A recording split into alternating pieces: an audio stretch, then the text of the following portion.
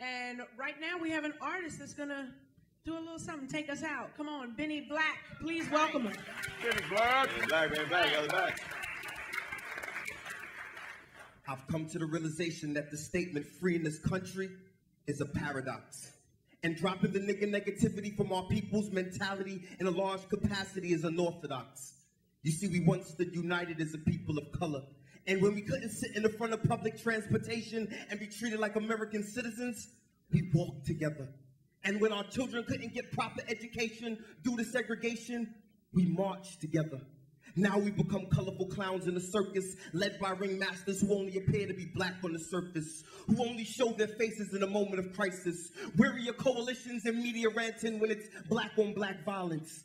Klansmen no longer have to adorn themselves in white sheets. They shrink-wrap and package the same philosophies, change the jargon, and throw a fancy logo on a higher grade of cotton. If you sitting on $200 jeans and no economic stability, you need to be slapped with some sense.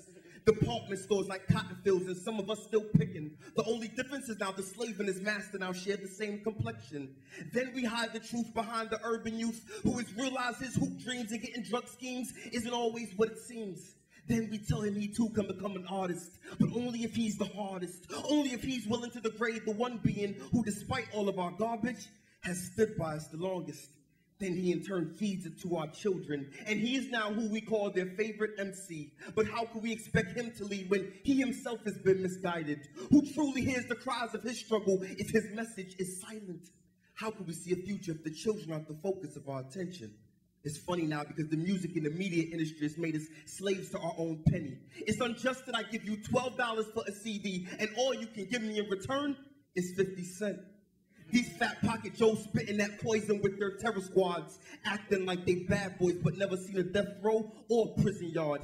Any day of the week, give me some Talib type quality. Most definitely, I be Benny Black on both sides. Y'all can't and ain't seen no dead prayers and lack every bit of common sense. And I've been looking through the inner scope of the aftermath, and due to a lack of Def Jams, my ears have become so deaf to the music.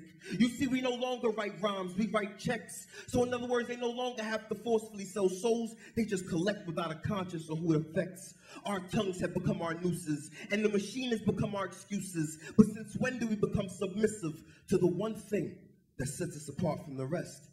The ability to go against the grain to make change. You see, we used to set standards, now we just settle. And he that once oppressed us by calling us niggas can finally take it back.